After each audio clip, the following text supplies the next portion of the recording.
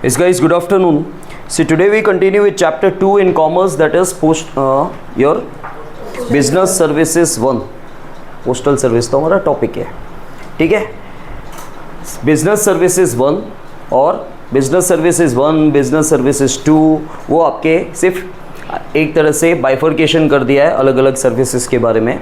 यहाँ पे तरह तरह की सर्विसेज के बारे में आपको बताया है. अब तक हमने इंश्योरेंस के बारे में स्टडी की, ठीक है. आज का हमारा टॉपिक है पोस्टल सर्विसेज, मतलब पोस्ट की तरफ से जो आपको सर्विसेज मिल रही है. See postal services play an important role in the return information and communication, ठीक है. ज़्यादातर आपने देखा है चिट्ठी आई है, चिट्ठी आई, पहले चलता था सब कुछ चिट्ठी पे ही चलता था भाई, ठीक है. कबूतर जा वो भी चिट्ठी पे ही चलता था. तो सब कुछ आपने देखा है. कबूतर को एक तरह से हम लोग बोलते हैं मैसेंजर बोलते थे, ट्रेंड मैसेंजर, ठीक है. तो जो भी आपको इन्फॉर्मेशन या कम्युनिकेशन करना है या करना होता था पहले, आजकल तो हमारे पास फ़ोन्स हैं, ठीक है. तो पहले जो भी करना होता था वो हम पोस्ट के थ्रू करते थे, चिट्ठी लिख के, लेटर्स के through. It is essential to pass on information from one place to another speedily and without interruption. तो बोला गया है आपको एक जगह से दूसरी जगह अगर कोई भी मैसेज कम्युनिकेशन करना है तो उसके लिए आपको पोस्ट का होना ज़रूरी था. The same service can be available through private postal services, that is courier services. आपने कुरियर सर्विसेज देखा है, जिसे आंगरिया भी बोला जाता है. To individual and business unit, तो प्राइवेट पोस्टल सर्विस भी आपको मिलती है कुरियर के थ्रू, ठीक है. स्पीड पोस्ट वगैरह आता है, एक्सप्रेस पोस्ट आता है. The Indian Postal Department has been providing information and communication services for more than 150 years. 150 साल हो गए, पोस्ट तब से चालू हो चुका है. मतलब आपको 150 ईयर्स से, सिंस 150 ईयर्स आपको सर्विस मिल रही है. Postal Department is providing services other than just postal services like money order, acceptance of various forms of deposit through small saving plans, postal life insurance, rural insurance schemes. It also provide other services like investment in mutual funds and service of agent on behalf of the government of India for many schemes. तो postal services, postal department आपको post के services, letters की services के अलावा बहुत सारी services provide करता है.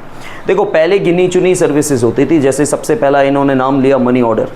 भाई आपको कहीं पर मनी ऑर्डर, मतलब तुम मनी का ऑर्डर देते हो और मनी तुम्हारे पास आ जाता है, ऐसा कुछ नहीं होता है. मनी ऑर्डर का मतलब होता है कि आपको पहले के ज़माने में एक जगह से दूसरी जगह पैसा ट्रांसफ़र करना होता था, ठीक है. तो उसके लिए आपको पोस्ट में जाके मनी ऑर्डर करना पड़ता था, जो मैंने डांट खाई थी एक बार पोस्टमैन की, ठीक है. मेरे पास, मतलब मैंने अपने कज़िन को एक बार, आई वॉज इन 6th या 7th में था या 9th में था, मुझे ध्यान नहीं है. तो मैंने मनी ऑर्डर किया था. तो मैंने घर पे बोला था मैं अकेला जाऊंगा, मेरे को खुद ही करना है, मेरे को पता है कैसे करना है. तो 1000 रुपीज़ मैंने उस समय मनी ऑर्डर किए थे मेरे कज़िन को. अब मैंने सारा फॉर्म फिल किया अच्छे से, ठीक है. एड्रेस ये वो सब मुझे पता था, अच्छे से मैंने फिल किया. लेकिन वहाँ पे लिखा था कि राइट इन वर्ड्स. तो नीचे तो फिगर्स में तो मैंने 1000 लिख दिया, लेकिन राइट इन वर्ड्स में, क्योंकि बोलने की 1000 को हम लोग क्या बोलते हैं, 1000. जनरली हम लोग क्या बोलते हैं, 1000 को 1001 बोलने की ज़रूरत नहीं, 1000 बोल रहे हैं. तो वो आदत थी उस समय, 1000 मतलब 1000. तो मैंने लिखा भी 1000 रुपीज़ ओनली. फिर उसने मस्त डांटा मुझे, बोले ये तुम आगे क्या लिखा है, मतलब 1000 लिखा है ना. तो बोले कितने पैसे हैं, बोले 1. बोले 1 कहाँ है, तुम बोले यहाँ पे 1 नहीं लिखोगे और कल कोई फिर ऊंच नीच हुई क्लेम करोगे कि ये तो हमने तो 10,000 दिए थे. फिर तो वो डांट अच्छे से खाई थी कि फिर उस दिन से याद रह गया कि भाई जो जितना होता है वो पूरा पूरा लिखना पड़ता है. अगर मनी ऑर्डर में आप 1000 रुपये 50 पैसे दे रहे हो तो 50 पैसे भी लिखो. हम बोले 50 पैसे तो चलता है, ऐसा नहीं चलता है भाई. चेक में या कोई भी लीगल इन्फॉर्मेशन में आपको पूरा चीज़ लिखना पड़ता है. पॉइंट दिस पैसा, वो सारा का सारा लिखना पड़ता है, ठीक है. तो मनी ऑर्डर क्या होता था, जब आपको एक जगह से दूसरी जगह किसी को पैसे भिजवाने हो तो आपको पोस्ट ऑफिस ये सर्विस देता था, प्लस पोस्ट ऑफिस अपना कमीशन लेगा सर्विस देने का. उसके अलावा बहुत सारी डिपॉजिट सर्विसेज हैं, ठीक है. किसान विकास पत्र, ठीक है, मंथली स्कीम आती है. SIP तो यहाँ नहीं होती है, ठीक है. दूसरे बहुत सारे हैं जिसको KVP बोलते हैं. ये जो मैंने इसको बुक दी अभी वो वही लाया हूँ मैं, आपको दिखाने के लिए कि उसमें क्या होता है करके, और वो पोस्टल सर्विस है one of the. It also provides other services like investment in mutual funds. ठीक है, म्यूचुअल फंड्स में अगर आपको इन्वेस्टमेंट करना है, ठीक है, मतलब वही एक तरह से शेयर बाजार आ गया। And service of agent on behalf of the government of India for many schemes. सरकार की तरफ से बहुत सारी स्कीम्स जो है, पोस्ट आपको स्कीम्स नहीं दे रही है, पोस्ट भी स्कीम्स दे रही है जो अलग अलग है, लेकिन उसके अलावा वो एज एन एजेंट भी काम कर रहा है। एज एन एजेंट मतलब सरकार आपको स्कीम दे रही है, लेकिन पोस्ट के थ्रू आपको जाना पड़ता है। ठीक है, तो एज एन एजेंट पोस्ट क्या कर रहा है, एज एन एजेंट काम कर रहा है वहां पे। Then it also provides services of paying retirement pension. It has got license to provide banking service and hence it acts as a bank to its customer. तो बोला गया है सेम जो बैंकिंग सर्विस, आपको बैंकिंग सर्विस क्या होती है, जो सर्विस आपको बैंक से मिल रही है वो होता है बैंकिंग सर्विस। तो बैंकिंग सर्विस आजकल पोस्ट भी देता है। पोस्ट के अंदर सेविंग खाता खुलता है, आपको पता है, सेविंग का अकाउंट पोस्ट ऑफिस में खुलता है, पोस्ट ऑफिस में रिकरिंग डिपॉजिट भी खुलता है, पोस्ट ऑफिस में फिक्स्ड डिपॉजिट भी खुलता है। ठीक है, सेम जैसे आपको बैंक आपको सेविंग अकाउंट के ऊपर 6 महीने में एक बार इंटरेस्ट देती है, वैसे ही पोस्ट भी आपको इंटरेस्ट देती है। समझ में आया? तो सेम जो पोस्ट है वो पूरा बैंक की तरह एक्ट करती है और आपको बैंकिंग सर्विस देती है। इसलिए कस्टमर्स के लिए पोस्ट ऑफिस जो है वो बैंक की तरह काम करती है, तो कस्टमर उसको बैंक भी बोल सकते हैं। ठीक है, there are more than 1,50,000 post offices in India, out of it almost 90% are set up in rural area. ठीक है, ज़्यादातर पोस्ट ऑफिस कहाँ होते हैं, गांव में होते हैं, क्योंकि गांव वालों के पास बाकी की टेक्नोलॉजीज़ नहीं होती, वो लोग लेटर ही लिखते हैं आज भी। ठीक है, इट प्रोवाइड्स फॉलोइंग सर्विसेज। और देखो हर जगह आज मेल ये वो टेक्नोलॉजी सब कुछ आ गए हैं, लेकिन गवर्नमेंट के जो भी कामकाज होते हैं ना, ज़्यादातर लेटर के थ्रू होते हैं। ज़्यादातर वो लोग स्पीड पोस्ट के थ्रू ही सारे कामकाज करते हैं आज भी। सबसे पहले है जनरल पोस्ट और letters. Information and communication can be send through post card, inland letter covers. ठीक है, इंफॉर्मेशन या कम्युनिकेशन जो भी आपको करना है वो पोस्ट लेटर्स के थ्रू किया जाएगा। ठीक है, पोस्ट कार्ड के थ्रू या inland letter cover. Inland letter cover क्या होता है पता है? पहले के ज़माने में आपके पास जैसे तुम नॉर्मल एक लेटर लिखते हो, उसको आप एनवेलप में डालते हो, ऊपर एड्रेस लिखते हो, सामने की तरफ पीछे अपनी एड्रेस लिखते हो, ये सिस्टम होता था। कोई भी हम लेटर अगर किसी को लिख रहे हैं तो सामने वाले की एड्रेस, पीछे अपनी एड्रेस, कि कल कोई अगर वहाँ तक लेटर नहीं पहुँचता है तो वापस किस एड्रेस पे जाएगा भाई, और आपका कॉन्टैक्ट नंबर वगैरह, जब आप कुरियर वगैरह करते हो तो भी इसी तरह करते हो। इनलैंड लेटर का मतलब होता है कि एक एनवेलप आता था कार्ड की तरह, थिक मटेरियल का पेपर आता था, उसके ऊपर की तरफ है ना ऐसे लाइन बनी होती थी, मतलब वो एक एनवेलप का काम भी करता था और उसके पीछे की तरफ पूरा प्लेन होता था और ऐसे फोल्ड होता था। ठीक है, तो उसे इनलैंड लेटर्स कहा जाता है। इनलैंड लेटर का मतलब होता है उसमें एनवेलप की ज़रूरत नहीं होती है आपको, वो जो पुट्ठे की तरह होता था, थिक मटेरियल होता था एक, और उसके पीछे की साइड आप पूरा का पूरा क्या करते थे, पूरा अपना लेटर लिखते थे, और आगे की तरफ क्या आ जाता था, ऑलरेडी लाइंस बनी हुई है वहाँ पे एड्रेस लिखा जाता था। ठीक है, और उसको फोल्ड करके वो एक तरह से चिपका के पैक हो जाता था, वो इनलैंड लेटर्स है। वो पहले के ज़माने में ज़्यादा चलता था। मैंने शायद फर्स्ट सेकेंड या थर्ड स्टैंडर्ड में वो देखा था इनलैंड लेटर्स। आजकल तो नहीं देखा है क्योंकि लेटर्स ही कम हो गए, लेकिन अभी भी पोस्ट में मिलते ही होंगे। ठीक है, वो इनलैंड लेटर्स है। और इनलैंड लेटर्स दूसरी उसकी खास विशेषता ये है, खासियत ये है कि इंडिया में अगर आपको कहीं पे भी लेटर लिखना है ना, उसके लिए ये बना है इनलैंड लेटर्स। ठीक है, इंडिया में ही आप पोस्ट कर सकते हो, आप कहीं और लेटर का यूसेज नहीं कर सकते। फिर है रजिस्टर्ड पोस्ट, इसमें सेफ्टी रह जाती। आप क्या करते हो कि आप रजिस्टर्ड करवाते हो अपनी पोस्ट को। रजिस्टर्ड करवाते हो मतलब जब सामने वाले रिसीवर को वो पोस्ट मिल जाता है तो उसकी इन्फॉर्मेशन आप तक पहुंच जाएगी। ठीक है, कैसे पहुंचेगी? प्रूफ के थ्रू। रजिस्टर्ड पोस्ट में क्या होगा कि पोस्टमैन जो है रिसीवर से साइन लेगा कि आपको ये प्रोडक्ट मिल गया करके। देखो, postal department provide services of registered post. Such post are delivered by the postal department for which the charges are more than the general post communication. क्योंकि बट ऑब्वियस है कि वो सेवा दे रहे हैं तो चार्ज जनरल पोस्ट से ज़्यादा होगा. If the sender of the post requires a proof in the form of the signature of the receiver, some extra charge will have to be paid. ठीक है, और इसके लिए और भी एक्स्ट्रा चार्ज. अगर आप रजिस्टर्ड पोस्ट करवा रहे हो, रजिस्टर्ड पोस्ट में ये होता है कि आपको एक प्रूफ मिलता है. आज मैंने इसको भिजवाया, ठीक है, इसको किस दिन मिला, कब मिला, आगे पीछे हो सकता है. लेकिन रजिस्टर्ड पोस्ट में क्या होगा, पोस्ट मास्टर क्या करेगा, बहन जी की साइन लेगा कि आपको कब मिला, साइन करो, डेट लिखो. तो वो सेंडर के पास इंफॉर्मेशन मिल जाएगी कि रिसीवर को ये चीज़ कब मिली. फिर है parcel service. All products other than those prohibited by law can be sent in the form of parcel from one place to. आप कोई भी चीज़ यहाँ से वहाँ तक ट्रांसफ़र कर सकते हो, लेकिन जो चीज़ बैन है, प्रोहिबिटेड है बाय लॉ, जो सरकार ने मना कर रखी है कि ये चीज़ यहाँ से वहाँ पार्सल आप नहीं भेज सकते, ट्रांसफ़र नहीं कर सकते, वही चीज़ नहीं भेजनी है. If needed, insurance is taken for the parcel too. ठीक है, काफ़ी बार आप जो पार्सल भेज रहे हो और महंगा है, सपोज़ पार्सल में आप फ़ोन वगैरह भेज रहे हो, ठीक है, फ़ोन काफ़ी महंगा है, 1 लाख से ऊपर का फ़ोन है, आईफोन प्रो वगैरह है, ठीक है, तो आप उसका इंश्योरेंस भी ले सकते हो कि पार्सल को कुछ हो जाए तो. Booking of the parcel can be done from any post office. Generally the sender of the parcel पे फीस टू द, और हमेशा पार्सल का फीस कौन पे करेगा, सेंडर पे करेगा. फिर है वीपीपी. सी इन पार्सल सर्विस, वीपीपी मतलब value payable post is more popular. और ये 1 मार्क का अलग से पूछा भी जाता है काफ़ी बार आपको. एनी प्रोड्यूसर और seller on receiving N order for a product send a parcel through the postal department and the receiver of the parcel pays the parcel charges and also the price which is pre-decided to the postal department, which in turn is passed on to the sender. तो यहाँ पे क्या बोला गया है, कोई भी producer, suppose I am a producer या सेलर, मुझे एक प्रोडक्ट का ऑर्डर मिला, सेंडर को मतलब प्रोड्यूसर को या सेंडर को एक प्रोडक्ट का ऑर्डर रिसीव होता है पोस्ट के थ्रू.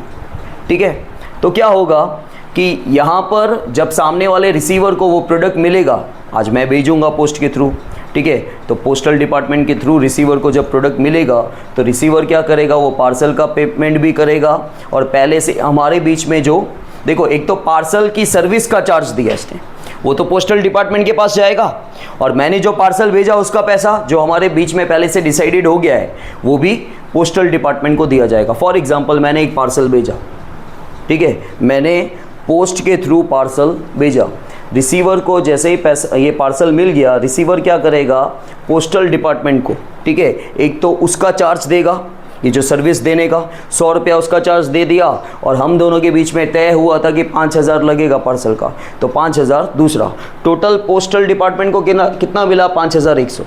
उस 5100 में से 100 वो अपनी जेब में डाल देगा पोस्ट, और 5000 मुझे दे देगा. ये होता है वीपीपी, वैल्यू पेएबल पोस्ट.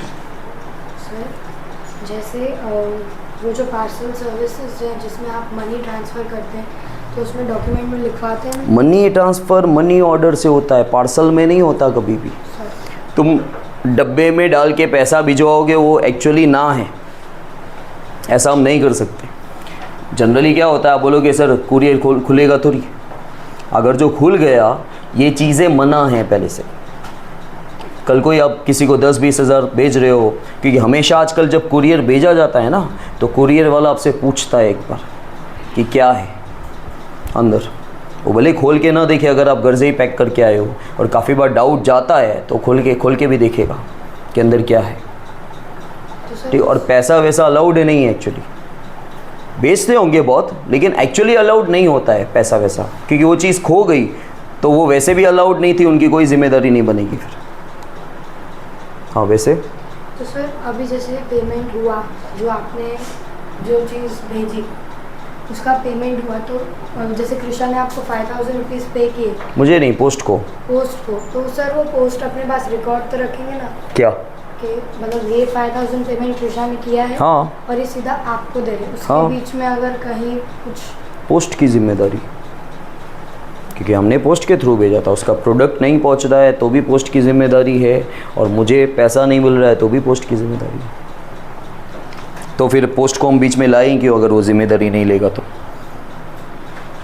इसके बाद है स्पीड पोस्ट। स्पीड पोस्ट मतलब आपको पता ही है, बहुत बार आपने किया होगा, आपको जल्दी से जल्दी प्रोडक्ट कहीं पे पहुंचाना है या कोई डॉक्यूमेंट्स पहुंचाने हैं तो उसके लिए स्पीड पोस्ट होता है। और स्पीड पोस्ट का नॉर्मल पोस्ट से पैसा ज़्यादा लगता है क्योंकि आपको जल्दी पहुंचाना है। The postal department guarantees to deliver the post or parcel within a stipulated time. आपसे पूछा जाएगा कि कितने टाइम में पहुँचाना है, हम बोलेंगे कल का कल, और उसको अगर 2 दिन लगेंगे तो सामने मना कर देगा भाई कल का कल तो नहीं होगा। हाँ, 2 दिन में ज़्यादातर ऑल ओवर इंडिया में प्रोडक्ट पहुँच ही जाता है। ठीक है, तो जो भी एक पर्टिकुलर टाइम होगा जिसको स्टिपुलेटेड टाइम बोला गया है, ठीक है, इंडिया में किसी भी कोने में आपको पहुँचाना है तो उस टाइम में वो चीज़ पहुँच जाएगी जिसका वो चार्ज लेते हैं। The charges are higher for speed post or parcel than the general post or parcel. It can also be insured if required. आपकी मर्ज़ी अगर आपको इंश्योरेंस करवाना हो तो। फिर है express parcel. See this service is available for both individual and business unit. Express parcel जो है, एक्सप्रेस पोस्ट जो है, उससे भी और ज़्यादा चार्ज है, स्पीड पोस्ट से भी ज़्यादा, एकदम आपको बहुत जल्दी पहुंचाना हो तुरंत इमरजेंसी में। Express parcel is sent very speedily within the prescribe time limit. Postal department sends either through air or through any other fast route, क्योंकि सबसे ज़्यादा फास्टेस्ट रूट क्या है, एयर रूट है, प्लेन के थ्रू ही पहुंचेगा। The fee for this is even higher than the speed post. Then saving services. अब आपको यहाँ पे तरह तरह की सेविंग सर्विस मिल रही है। आप सेविंग अकाउंट खुलवाओ, आप फिक्स्ड डिपॉजिट करवाओ, आप रिकरिंग डिपॉजिट करवाओ। ठीक है, See, postal department just like banks provide various types of saving schemes or services like saving account, 5-year recurring deposit, term deposit, monthly income plan, senior citizen saving certificate, 15 years public provident fund, 5 to 10 years किसान विकास पत्र, Sukanya Samriddhi account. तो ये तरह तरह के इन्होंने नाम दिए हैं। देखो कि सेविंग अकाउंट है और रिकरिंग डिपॉजिट 5 साल के लिए होता है। आप सबको पता है रिकरिंग डिपॉजिट क्या होता है, एफडी क्या होता है, फिक्स डिपॉजिट क्या होता है। फिक्स डिपॉजिट का मतलब होता है कि जो पैसा आपने फिक्स में रख दिया और उसके लिए पीरियड आप डिसाइड करोगे। ठीक है भाई, साल के लिए, 2 साल के लिए, 5 साल के लिए, 10 साल के लिए, कितने साल के लिए अगर आपको फिक्स में रखना है उसको फिक्स डिपॉजिट कहते हैं। सबसे ज़्यादा अगर मैं बैंक की बात करूं या पोस्ट की बात भी करूं, सबसे ज़्यादा आपको पैसा फिक्स डिपॉजिट में मिलता है। ठीक है, मतलब सबसे ज़्यादा रिटर्न आपको, रेट ऑफ इंटरेस्ट जो है किस में मिलेगा, फिक्स डिपॉजिट में आपको रेट ऑफ इंटरेस्ट मिलता है। ठीक है, आजकल रिकरिंग डिपॉजिट में भी उतना ही मिलता है। देखो रिकरिंग का मतलब होता है रिपीटिंग। क्या होता है रिकरिंग का मतलब, रिपीटिंग। रिपीटिंग क्यों, इसको रिकरिंग नाम क्यों रखा गया है, रिकरिंग डिपॉजिट अकाउंट, क्योंकि आप एक अमाउंट डिसाइड करते हो, लेकिन पोस्ट में क्या होता है, पोस्ट में 500 रुपये से चालू होता है। पोस्ट में मिनिमम 500 रुपये से चालू होता है रिकरिंग डिपॉजिट। अगर आपको सपोज कर लो आप 2000 से खाता खुलवा रहे हो 5 साल के लिए, और पोस्ट में रिकरिंग डिपॉजिट 5 साल के लिए। ठीक है, तो और आपने अकाउंट जो ओपन करवाया वो 2000 की स्कीम से करवाया, 2000 की स्कीम से, मतलब आपको हर महीने 2-2 हज़ार रुपये भरने, रिपीट सेम अमाउंट होना चाहिए, वो रिकरिंग डिपॉजिट है। सपोज़ कर लो आपने कोई पोस्ट ऑफिस के एजेंट को बोला कि मुझे रिकरिंग डिपॉजिट खुलवाना है।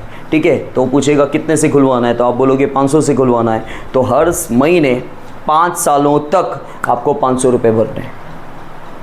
समझ में आया, इसको रिकरिंग डिपॉजिट बोलते हैं। सेविंग अकाउंट आपको पता है, नॉर्मली जैसे बैंक में सेविंग अकाउंट होता है। सेविंग अकाउंट हम क्यों ओपन करवाते हैं, जनरली पैसा सेव करने के लिए।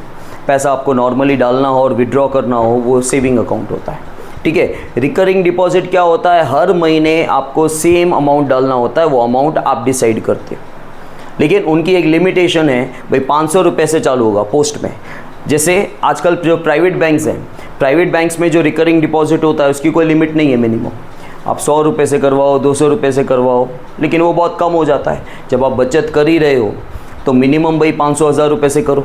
आप सपोज़ कर लो कृषा ने रिकरिंग डिपॉजिट 1 साल के लिए खुलवाया, तो वो 1 साल तक हर महीने 1000 रुपये जमा करेगी। और फिक्स डिपॉजिट क्या होता है, लमसम अमाउंट होता है। लमसम मतलब इकट्ठा। ठीक है, सपोज़ कर लो भाई हिमानी बोल रही है मुझे फ़िक्स डिपॉजिट करवाना है किसी बैंक में जहाँ पे उसका खाता है, तो पूछा जाएगा भाई आप कितने का फ़िक्स डिपॉजिट करवाना चाहते हो, तो ये बोल रही है भाई 2 लाख का। फिर आपसे पूछा जाएगा भाई कितने टाइम के लिए, तो ये बोल रही है 5 साल के लिए। तो 2 लाख रुपए 5 साल के लिए फ़िक्स हो गए। देखो जो गवर्नमेंट बैंक्स हैं ना, उसके रूल्स एंड रेगुलेशन अभी भी करके, अगर आपने एक बार एफडी करवा दिया तो 5 सालों तक वो पैसा निकाल नहीं पाओगे। गवर्नमेंट में ऐसा होता है, और निकालना चाहोगे तो बहुत ज़्यादा हाई फाई पेनल्टी लगेगा। लेकिन अब प्राइवेट बैंक्स में ऐसा कुछ भी नहीं होता है। प्राइवेट बैंक्स में बहुत अच्छा हो गया है, आपने आज एफडी करवाई और कल का कल आपको तोड़ देनी है तो आपको कोई पेनल्टी चार्ज नहीं होगा। लेकिन वहीं जो गवर्नमेंट बैंक्स हैं, ठीक है, उनमें अच्छा खासा पेनल्टी जाता है। ठीक है, तो एक तरह से अगर आपको 5 साल तक पैसा चलाना है तो आप गवर्नमेंट बैंक्स में जाओ, लेकिन कोई भी अर्जेंसी इमरजेंसी आएगी तब भी आप पैसा निकाल नहीं पाओगे और टूटेगा बहुत। और प्राइवेट बैंक्स में क्या है, अगर आप पैसा जमा करते हो एक तरह से, ठीक है, तो आपको जब चाहिए आप उसको विड्रॉ कर सकते हो। उसको बोलते हैं सरेंडर करना। ठीक है, उसको बोलते हैं सरेंडर करना। सरेंडर करने का मतलब होता है कि बस मुझे आगे कंटिन्यू अब नहीं करना है। तो प्राइवेट बैंक में आज की डेट पे आप रिकरिंग डिपॉजिट खुलवाओ या फिक्स्ड डिपॉजिट खुलवाओ, कुछ भी टूटेगा नहीं। समझ में आया? तो रिकरिंग डिपॉजिट समझ में आ गया आपको? और टर्म डिपॉजिट का मतलब वही होता है फिक्स्ड डिपॉजिट। ठीक है, और बहुत सारे मंथली इनकम प्लान होते हैं। Senior citizen saving certificate. Saving certificate का मतलब ये कोई सर्टिफिकेट नहीं है, इसको बोला जाता है, जैसे NSC आता है, national saving certificate. National saving certificate ये कोई सर्टिफिकेट नहीं है, ये स्कीम के नाम है। पोस्ट में ऐसे ही नाम होते हैं। और NSC कैसा होता है पता है? जैसा मैंने अभी फिक्स्ड डिपॉजिट बताया ना, उसी तरह सेम NSC होता है, उसको नेशनल सेविंग सर्टिफिकेट बोलते हैं। फिर होता है किसान विकास पत्र, KVP। ठीक है, जो मैं ये आपके लिए बुक लाया हूँ। अब KVP का टाइम पीरियड होता है 8 साल 4 महीने, लेकिन अब ऑलमोस्ट 10 साल हो गए। पहले इनिशियली जब चालू हुआ था पोस्टल सर्विस, और KVP में क्या होता है, आपका कंफर्म पैसा डबल हो जाएगा, लेकिन ऑलमोस्ट 10 सालों के बाद। लेकिन इसमें कोई रिस्क फैक्टर नहीं है। और पोस्टल सर्विस की जितनी भी सर्विसेज हैं, ये सेंट्रल गवर्नमेंट की स्कीम्स हैं, स्टेट गवर्नमेंट की नहीं, ये सेंट्रल गवर्नमेंट की स्कीम्स हैं सारी की सारी। तो KVP जो है, देखो लिखा हुआ है KVP, ठीक है, ये KVP वाली स्कीम है, किसान विकास पत्र। ठीक है, अब नाम कैसा है, किसान विकास पत्र, तो आपको लगता है किसान के लिए कुछ होगा, कोई स्कीम होगी करके। ये स्कीम सबके लिए है।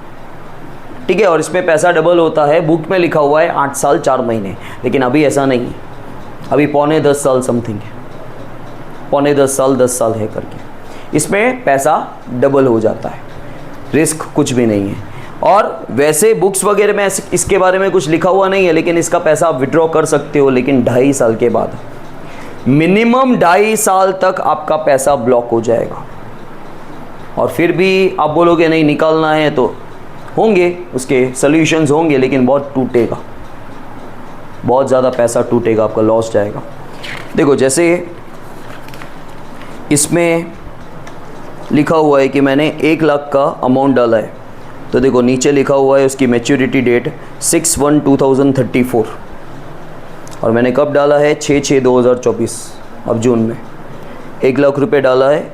10 साल के बाद आपको 2 लाख मिलेंगे, लेकिन ये कंफर्म मिलेंगे, मार्केट रिस्क नहीं है।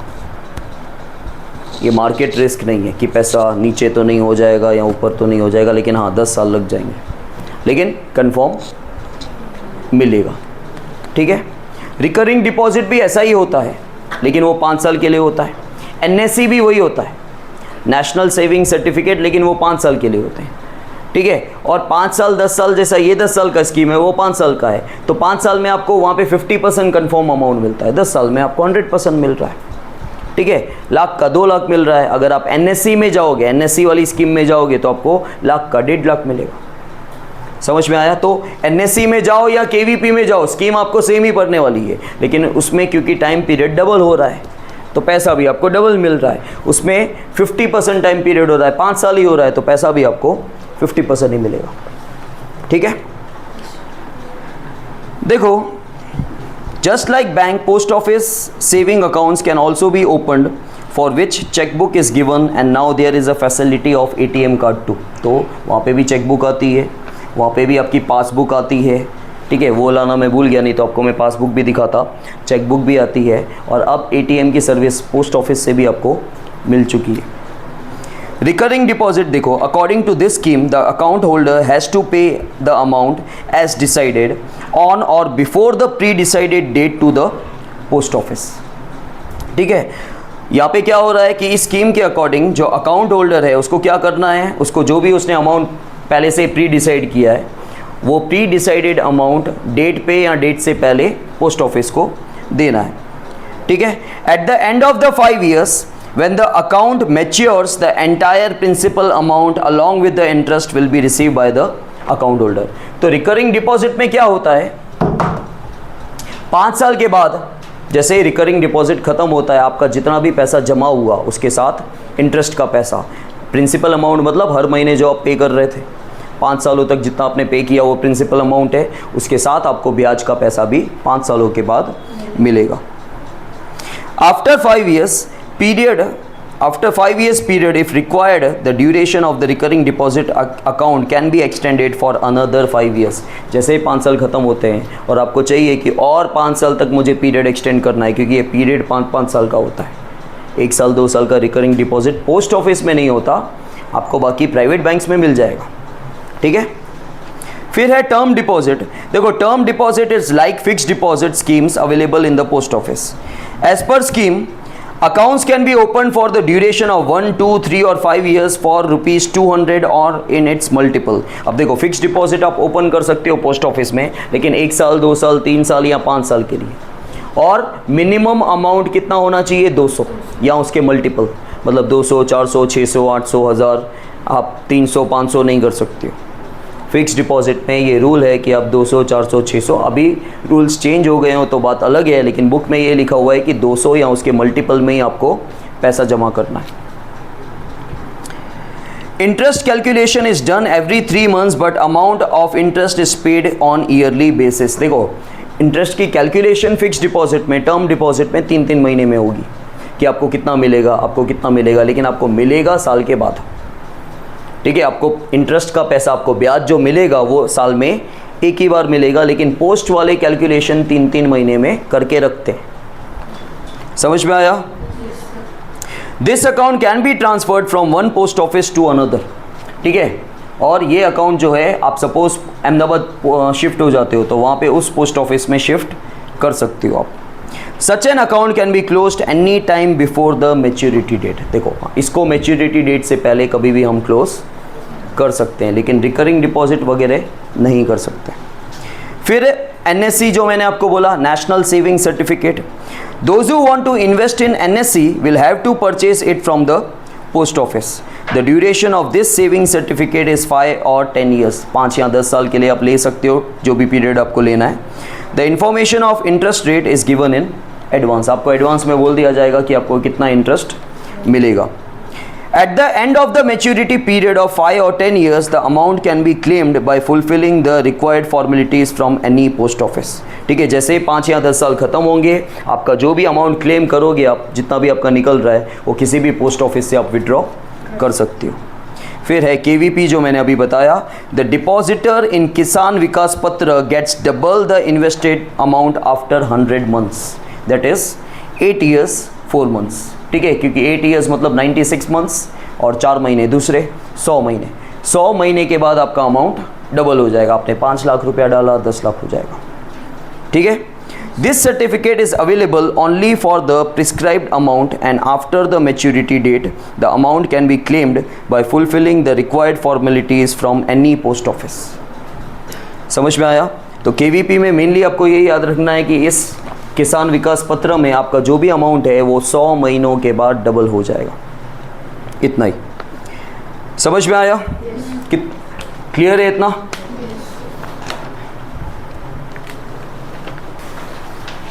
Now guys, your next service is PPF, Public Provident Fund। देखो, an individual can open an account in Public Provident Fund scheme। Individual मतलब हम लोग ही। ठीक है, The period duration of this account is 15 years। 15 साल का पीरियड रहता है। The minimum amount to be paid in this account is ₹500 per annum। पर annum मतलब 1 साल में, पूरे साल में खाली आप 500 रुपये जमा कर सकते हो, पर मंथ नहीं बोला है। ठीक है, and after 15 years under the prevailing rules, मतलब जो भी रूल्स उस समय होंगे, the duration of this account can be extended by 5 years every time. तो आपको जब जब ड्यूरेशन इसका एक्सटेंड करना है तो आप 5-5 साल एक्सटेंड कर सकते हो। आप ऐसे नहीं बोलोगे कि मुझे 1 साल एक्सटेंड करना है, मुझे 2 साल एक्सटेंड करना है। 15 साल का तो पीरियड है ही, लेकिन आपको और एक्सटेंड करना है तो 20 साल, 25 साल, 30 साल ऐसे करना होगा। आपको 15 के बाद 16 साल के लिए या 17 साल के लिए और 2 साल और 3 साल ऐसा नहीं चलेगा। This account can not be closed before 15 years. ठीक है, 15 साल से पहले ये क्लोज नहीं हो सकता। The money deposited in this account is exempted from income tax calculation. तो बोला गया है कि यहाँ पे जो आप पैसा जमा कर रहे हो, डिपॉजिट कर रहे हो पीपीएफ के अंदर, उसके ऊपर इनकम टैक्स नहीं लगता। एग्जेम्प्टेड का मतलब होता है टैक्स फ्री। ठीक है, एग्जेम्प्टेड का मतलब होता है टैक्स फ्री। उस अमाउंट के ऊपर टैक्स आपको नहीं लगेगा। The money deposited in this account is exempted from the income tax calculation. मतलब इनकम टैक्स भरने के लिए आप इनकम की कैलकुलेशन करते हो ना, उसके अकॉर्डिंग आप टैक्स भरते हो। आपको एग्जैक्टली कैसे टैक्स निकाला जाता है नहीं पता है, लेकिन जनरली आपको जो नॉलेज है उसमें क्या पता है आपको, इनकम टैक्स क्यों बोलते हैं, आपकी जो इनकम होती है उसके ऊपर आप टैक्स कैलकुलेट करते हो और टैक्स भरते हो। तो ये भी तो आपका इनकम का ही एक पार्ट है ना, जो आप डिपॉजिट कर रहे हो। जो डिपॉजिट कर रहे हो पैसा, वो पैसा कहाँ से आया, आपकी इनकम में से ही आया। तो सपोज कर लो आपके साल की इनकम 7 लाख रुपए और उसमें से 2 लाख रुपए आप यहाँ पे डाल रहे हो। ठीक है, तो उसके ऊपर, उस 2 लाख के ऊपर टैक्स नहीं लगेगा। यहाँ पे ध्यान दो। In the event of death of the account holder the amount will be given to the nominated hair.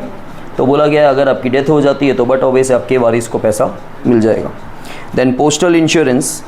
Prior to independence of India as a part of a welfare scheme postal insurance was started.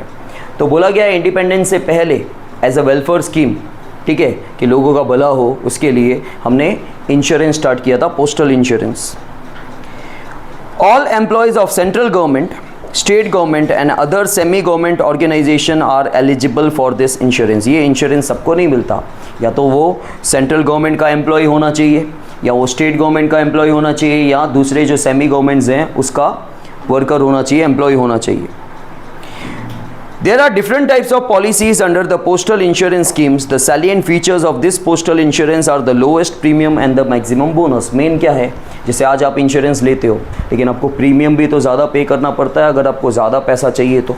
लेकिन इसका main feature क्या था, इसका जो की feature था कि आपको प्रीमियम कम देना है लेकिन आपको पैसा अच्छा खासा मिलेगा। लेकिन ये सरकारी कर्मचारियों के लिए ही है, या तो वो सेंट्रल गवर्नमेंट का एम्प्लॉय होना चाहिए, या स्टेट गवर्नमेंट का होना चाहिए, या कोई सेमी गवर्नमेंट का होना चाहिए। फिर है मिस, मंथली इनकम स्कीम। ठीक है, इसको मिस बोल सकते हैं, MIS बोलते हैं हम लोग। This scheme is useful for those investor, जैसे देखो जो रिटायर्ड पीपल होते हैं, ठीक है, अब उनको पेंशन वेंशन एक अमाउंट आ गया, नौकरी करने के बाद जब उनका रिटायरमेंट हुआ तो जहाँ पे वो काम कर रहे थे 30-40 सालों से, वहाँ पे उनको एक इकट्ठा पैसा मिला होगा, that is called a pension. ठीक है, अब पेंशन का पैसा तो अगर ऐसे ही रखेंगे तो वो खर्च होता जाएगा कहीं ना कहीं, तो आगे चल के कैसे आएगा भाई पैसा। अगर घर पे सपोज उनका कोई बेटा बेटी नहीं है, आगे कोई संभालने के लिए नहीं है, बुज़ुर्ग लोग हैं खाली, ठीक है, हस्बैंड वाइफ हैं, कोई आगे पीछे नहीं है, तो पैसा धीरे धीरे तो खर्च होता जाएगा। तो क्या होता है कि हम लोग वो पैसा कहीं ना कहीं इन्वेस्ट कर देते हैं, इन्वेस्ट करेंगे या बैंक में या FD करवा देंगे, ताकि उसका जो ब्याज आता रहेगा उस ब्याज से हम लोग हमारा जीवन गुजारते हैं। तो यहाँ पे क्या है कि मंथली इनकम स्कीम पोस्ट ने क्यों निकाली है। देखो बाकी सारी स्कीम्स में क्या होता है, आपको 5 साल के बाद पैसा मिल रहा है, KVP में 10 साल के बाद पैसा मिल रहा है, रिकरिंग डिपॉजिट में 5 साल के बाद इकट्ठा पैसा मिल रहा है, या FD में आपको 3-3 महीने की कैलकुलेशन हो रही है लेकिन आपको इंटरेस्ट का पैसा 1 साल के बाद मिल रहा है। तो भाई आपको महीने महीने जो खर्च के लिए अगर पैसा चाहिए तो उसके लिए स्कीम, उसके लिए ये स्कीम है, उसके लिए MIS है कि आप जो इन्वेस्टर्स को मंथली रिटर्न चाहिए, मंथली इनकम चाहिए, उनके लिए ये स्कीम बनी है। आया समझ में? This scheme is useful for those investors who require interest income on the monthly basis. Under this scheme, individual or joint account can be opened. This account can be opened for a period of 5 years. As per the requirement, this account can be transferred from one post office to another. If needed, the depositor can withdraw money basis on certain terms and condition after 1 year. अच्छा, वैसे 5 साल के लिए होता है, लेकिन कुछ terms और कंडीशन होती है, वो उस टर्म्स और कंडीशन की कैटेगरी में अगर आपकी कंडीशन आ रही है तो आप 1 साल के बाद पैसा विड्रॉ, लेकिन उसमें कुछ ना कुछ नुकसान तो होगा, ठीक है, फ्री में तो आपको नहीं जाने देंगे भाई। फिर है मनी ऑर्डर। मनी ऑर्डर मैंने आपको बोला कि एक ऐसी व्यवस्था है, एक ऐसी अरेंजमेंट है आपके लिए कि आपको एक जगह से जब दूसरी जगह पैसा भेजना हो तो उसके लिए मनी ऑर्डर एक अरेंजमेंट है आपके लिए, जो पोस्ट ऑफिस आपको ऑफर कर रहा है। उसके बाद आ गया है जैसे इंस्टेंट मनी ऑर्डर। देखो नेक्स्ट पेज पे है, देखो post office has started IMO, instant money order, by using online technology through which amount to be extent of rupees 1000 to rupees 50,000 can be sent to any part of India within a day। एक दिन में आपको पैसा, जैसे आजकल आप करते हो NEFT RTGS करते हो, आपकी फ़ीस ऑनलाइन ट्रांसफ़र करते हो, वो तो विदिन अ सेकेंड्स हो जाता है। नहीं तो पहले NEFT में टाइम लगता था भाई, अभी NEFT 3-4 घंटों में हो जाता है। पहले मेरे ख्याल से 48 घंटे 24 घंटे लगता था जब चालू हुआ था। अब इसके अंदर जैसे मैं आपको बाद में, मेरे फ़ोन में ऐप है तो मैं आपको उसमें दिखाऊंगा, मेरे पास 3 सर्विसेज है NEFT iMobile के अंदर। iMobile ICICI बैंक प्रोवाइड करता है, एक ऐप है उसका नाम उन्होंने iMobile रखा है। iMobile जो है वो ऐप है, ऐप के अंदर मेरे पास जो मोड ऑफ पेमेंट है, मुझे किसी को पैसा ट्रांसफ़र करना है तो NEFT है, RTGS है, और तीसरी सर्विस बुक में नहीं लिखी है, ये दोनों सर्विस तो आगे चल के आपको बुक्स में आएगी, अकाउंट्स में भी आएगी, कॉमर्स में भी है। NEFT national electronic fund transfer, वो है बुक में लिखा हुआ है, फुल फॉर्म आपको लिखने की ज़रूरत नहीं है। RTGS real time gross settlement है, और तीसरा बुक में नहीं है जो ज़्यादातर हम लोग प्रैक्टिकली हमारी प्रैक्टिकल वर्ल्ड में यूज़ करते हैं, that is IMPS immediate payment service. ये हर बैंक नहीं देता है, ये कोई कोई बैंक देता है, आई थिंक HDFC भी देता है, ICICI HDFC का मैंने ऐप देखा नहीं है, लेकिन मैंने सुना है कि वो भी देता है, ठीक है। जो भी प्राइवेट बैंक्स हैं, जो लीडिंग बैंक्स हैं मार्केट के अंदर, ठीक है, वो ये सर्विस देते हैं। IMPS में क्या होता है कि मैंने अभी मतलब सामने वाले की इन्फॉर्मेशन चाहिए, अकाउंट वगैरह चाहिए, ठीक है, IFSC कोड चाहिए, वो सब मैं फीड कर दूंगा और मैंने यहाँ पे क्लिक किया और पैसा उतना ट्रांसफ़र विदिन अ सेकेंड हो जाता है। HDFC में आधा घंटा लगता है।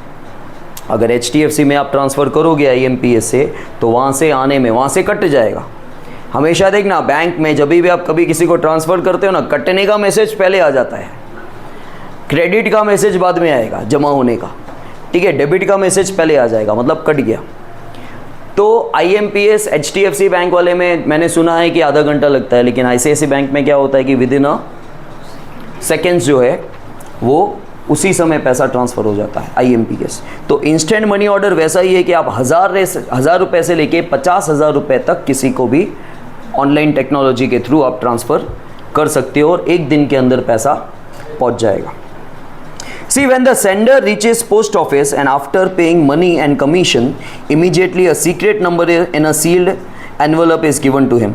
The sender gives that secret number to the receiver. When the receiver present a photo ID and secret number, he can receive money from any designated post office. अब क्या होगा, ये पूरा सिस्टम क्या है IMO का, इंस्टेंट मनी ऑर्डर का। मैं पोस्ट ऑफिस गया, हर मनी ऑर्डर में आपको पोस्ट ऑफिस जाना पड़ता है, ठीक है। मैं पोस्ट ऑफिस गया, ठीक है, मैंने बोला कि हिमानी को पैसा 25,000 रुपये मुझे भिजवाने हैं, तो मैंने पोस्ट ऑफिस को 25,000 रुपये दिए। अब पोस्ट ऑफिस जो है वो सेवा करने नहीं बैठी है। बैंक और पोस्ट ऑफिस के लिए याद रखना, ये कहावतें बनी हुई है कि बैंक सेवा करने नहीं बैठी है, वो अगर कुछ भी काम कर रही है तो आपसे चार्ज लेगी। तो मुझे 25,000 रुपये हिमानी को पहुंचाने हैं इंस्टेंट मनी ऑर्डर के थ्रू, ठीक है। तो मैंने 25,000 रुपये दिए, प्लस बैंक पोस्ट ऑफिस मेरा काम कर रही है तो वो मेरे से चार्ज लेगी, तो मैंने सपोज 200 रुपये और पोस्ट ऑफिस ले रही है तो 200 रुपये चार्ज दे दिया। अब पोस्ट ऑफिस आपको एक सीक्रेट एक एनवलप के अंदर एक सीक्रेट कोड देगी, नंबर देगी या अल्फ़ाबेट देगी, जो भी देगी, वो सीक्रेट नंबर मुझे इसको भिजवा देना है, ठीक है, तो ही इसको पैसा मिलेगा। वो सीक्रेट नंबर मुझे इसको, जो रिसीवर है उसको भिजवा देना है जैसे, और वो सीक्रेट नंबर ले जाके कोई भी वो पोस्ट ऑफिस में जाएगी उसके एरिया में, सपोज ये अहमदाबाद रहती है, ठीक है, मैंने इसको सीक्रेट कोड भिजवा दिया। अब वो सीक्रेट कोड और फ़ोटो आईडी, आजकल आपको आईडी चाहिए होता है, ठीक है भाई, मैं ही हूँ, ठीक है, तो फ़ोटो आईडी और वो जो सीक्रेट कोड है वो पोस्ट ऑफिस में ले जाएगी और पोस्ट ऑफिस वाले को दिखाएगी, तो उसको 25,000 रुपये मिल जाएंगे। समझ में आया? ये होता है IMO। Now recently the department of post through started E money order, मतलब इलेक्ट्रॉनिक मनी ऑर्डर। वो क्या था, वो सेम ही है दोनों, एक तरह से वो इंस्टेंट मनी ऑर्डर था, तुरंत पहुंच जाना, ये भी इलेक्ट्रॉनिक मनी ऑर्डर वही टेक्नोलॉजी के थ्रू ही होता है, ठीक है। At present this service is made available in designated post office only through EMO। Money can be receive by the receiver the very next day at his address. ₹1 to ₹5,000 can be send through EMO। तो दूसरे दिन ही पैसा पहुंच जाएगा, ठीक है, online, और ₹1 से लेके 5,000 तक आप ट्रांसफ़र कर सकते हो। The postal department uses web services and computer network to send money. As EMO uses online technology, the sender of money will have to go to the post office personally or visit the website of the post office through his personal computer or mobile phone and fill up the online form। तो EMO जिसको भी करना है या तो उसको online form fill करना पड़ता है पोस्ट ऑफिस की जो भी वेबसाइट है उसके ऊपर जाके, या हमें पोस्ट ऑफिस जाना पड़ेगा पैसा ट्रांसफ़र करने के लिए। जो देखो जो चीज़ें आप खुद कर रहे हो ना आज मोबाइल से, ठीक है, वो आपको पहले पोस्ट ऑफिस करके देती थी, ठीक है। The sender should fill up the name, address and PIN code of the receiver. Within 24 hours, money is paid to the receiver at his address. At the time of receiving money, proof of photo ID should be presented by the receiver along with money. If needed, one message out of pre-decided messages can be sent to the। देखो EMO में क्या होता है कि receiver को पैसा मिल जाएगा उसकी एड्रेस पे, लेकिन IMO में क्या हो रहा था कि रिसीवर को किसी भी पोस्ट ऑफिस में जाना पड़ता था, उसको ID लेके और सीक्रेट कोड लेके।